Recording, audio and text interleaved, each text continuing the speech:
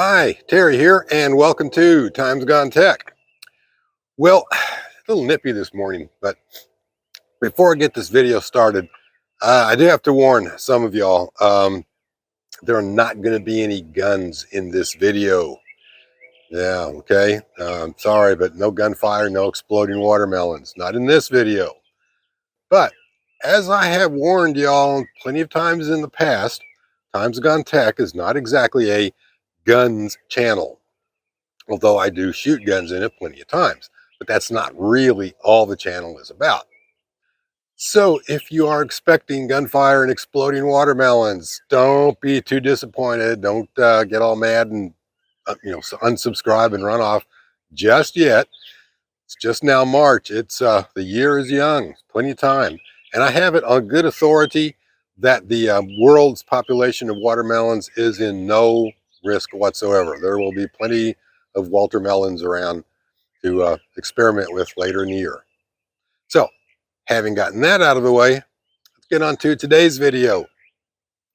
The weather out here today reminds me that there are just some holidays that need to be planned for well in advance. It seems like they're a world away, especially here in February, March, and then you turn around and all of a sudden they're on us, and we're completely unprepared for them. And of course, I'm talking about Halloween, Thanksgiving, Christmas, and New Year's. And what is the holiday season without a plentiful supply of mead and hard cider? So today, I'm going to be starting a batch of mead. While you might think, come on, Terry, it's March. Why don't you wait until like October or something to get started on that? Well, mead takes weeks to ferment and months to age in order to taste good. Mead is probably the oldest known alcoholic beverage on the planet. There might be something a little older than mead, but it's the oldest one that we know about. And it dates back to about 40,000 BC in Africa. And like with most things, there are an almost infinite variety of ways to make it. In fact, if you ask any 6 people who make their own mead for their favorite recipe, you get 9 responses. We don't really know how mead was made originally, but it's more likely that the honey was just dissolved in water, just diluted down, and then it was allowed to sit out in the open until mysteriously it just started bubbling. And of course, there's plenty of wild spores of bacteria, molds, and yeast in the air pretty much all over the world. They didn't know anything about that then. They just knew that if they mixed this stuff together and let it sit outside for a couple months, it actually started tasting pretty good. Mead has been produced in ancient times throughout Asia, the Middle East, and Europe, and has played an important role in some mythologies of certain peoples in the past. In Norse mythology, for example, a drink crafted from the blood of a god called Kvasir was known to give people the power of poetry. Kvasir, by the way, was a kind of a Norse god. It was actually the mixing of the saliva of 2 other gods, Aesir and Vanir. So apparently, these 2 gods got together and tonsil boxed, and Kvasir crawled out. And it was the blood of Kvasir mixed with honey that gave people the power of poetry. Sort of like tequila today turns anyone into a great dancer. And if you're wondering why mead was never discovered in the Americas, it's simple. It's because there were no honeybees in the Americas prior to the arrival of the Europeans. That's right. Prior to the arrival of the round eyes with their big city ways, there was no honey in North or South America. Also, no blackberries, pecans, Spanish moss. Things are actually pretty kind of quiet and boring here, really, when you get right down to it. Kind of like Britain was before the Romans showed up with their big city ways. And as the generations passed, the methods for making mead got more and more sophisticated.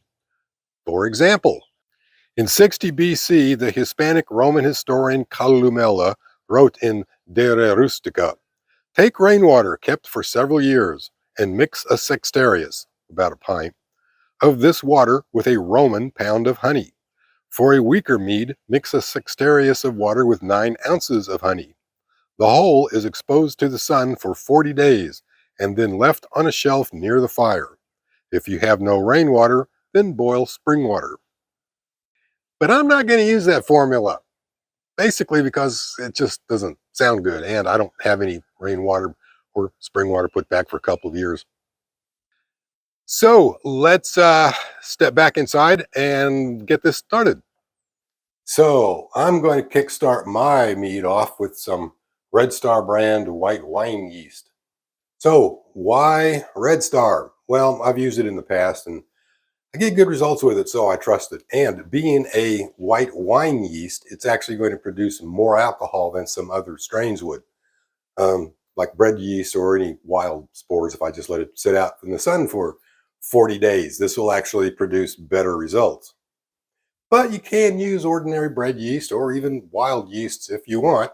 The only real difference is you won't get as many off flavors with the wine yeast, and it can tolerate more alcohol than either bread yeast or wild yeast can. So you end up with a 3.2 beer, maybe a 6% beer instead of a 14% wine. Really the difference. So why does yeast produce alcohol in the first place? Well, it's a byproduct of yeasty metabolism. You see, the yeast eats the sugar in the mixture, which is called must, and it produces yeast pee. Yeah, that's basically alcohol is yeast pee. And of course, honey is bee vomit. So, yeah, I mean, you could say I'm going to make some yeast pee out of bee vomit. I wouldn't put it quite like that, but it's basically what I'm doing. So, the formula that I'm going to be using is 3 gallons of water for every 1 pound of honey. So, for this 5-gallon plastic bucket, and yes, as you can see, it is food grade plastic. For every 5 gallons of water, I'm going to mix 12 pounds of honey. And that's over here. I don't know why it got moved. And what kind of honey you use doesn't matter, but I'm using clover honey, raw, unfiltered clover honey. You can use basically any kind of honey, but raw, unfiltered is the best. Okay, so now I'm just going to dump the honey into the bucket.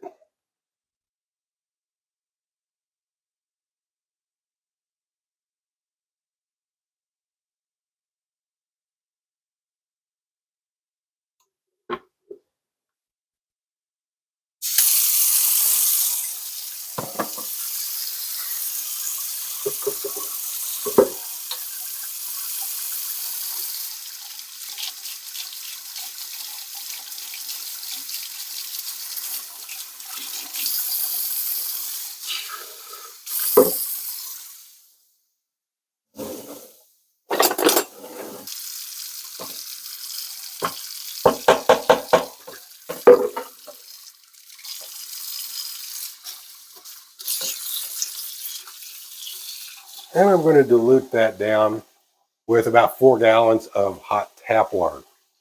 Now, my tap water is set for 140 degrees, and that will pretty much kill any wild yeast or bacteria that might be present in the mix. If you can't get your tap water that high, you might want to boil it on the stove. Another reason for heating it like that is if you're on chlorinated water, which I am, it'll help the chlorine outgas.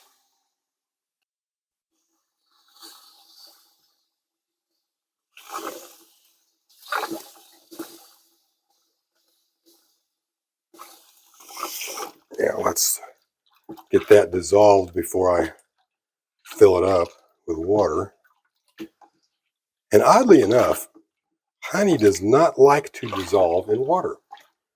I mean, you can stir and stir and stir, and you think you got it all dissolved, and then you let it sit for a few minutes, and half of it will settle back out again.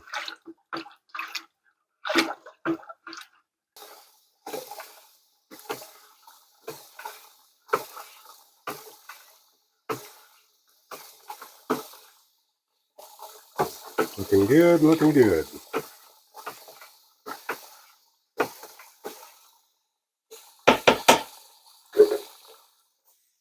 Ouch, that's hot.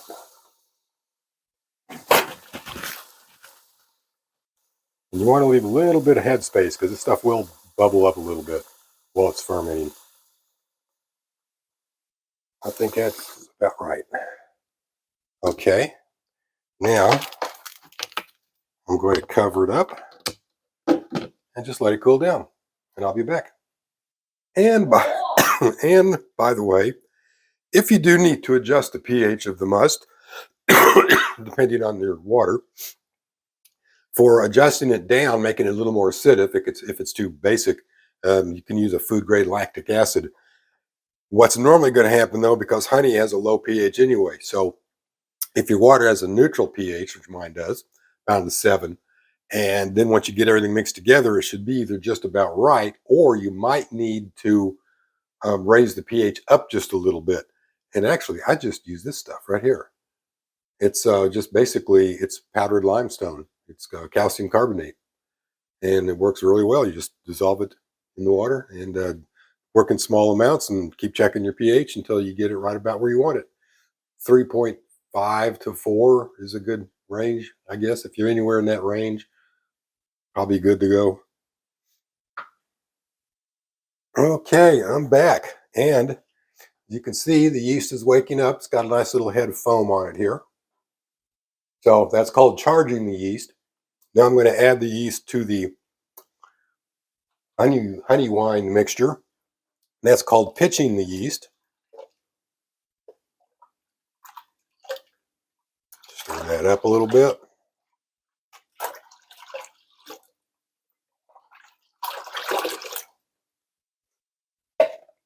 And yes, I did check the temperature, and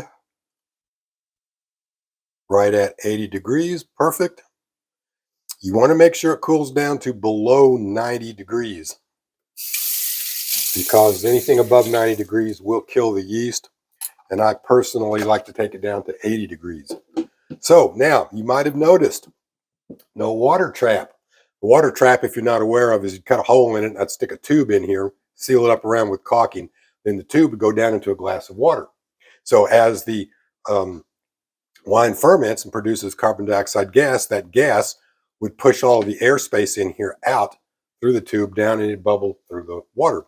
Well, you don't really need it, first of all. If I just put it on reasonably loosely tight like that, that's good enough because the CO2, as it's produced, will form a headspace in here of CO2 gas and create a positive pressure, which will push the gas out through the bottoms of the lid. And that'll keep all the outside air with its microbes and wild yeasts and stuff from getting in.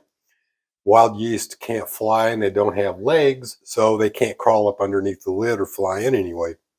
So yeah, I'm going to put this back in a cool, dark place and let it ferment for about 6 to 9 weeks. And then I will separate it off from the dead yeast, which settles down to the bottom. I'll charge it again with a little fresh honey and a little fresh yeast, ferment it a second time, and then it will sit for 6 to 8 weeks after that to age. And it'll be ready probably around Halloween. And basically that's it. It's now just a matter of time. I will be doing regular updates as the year progresses, and I'm hoping maybe around Thanksgiving, Halloween, Christmas, New Year's, maybe I can go live for the first time, do my live debut, and we can share a toast of our mead and hard cider together. So stick around. Thanks for watching. See you next time. I do believe I might be shooting a watermelon next time. So stick around.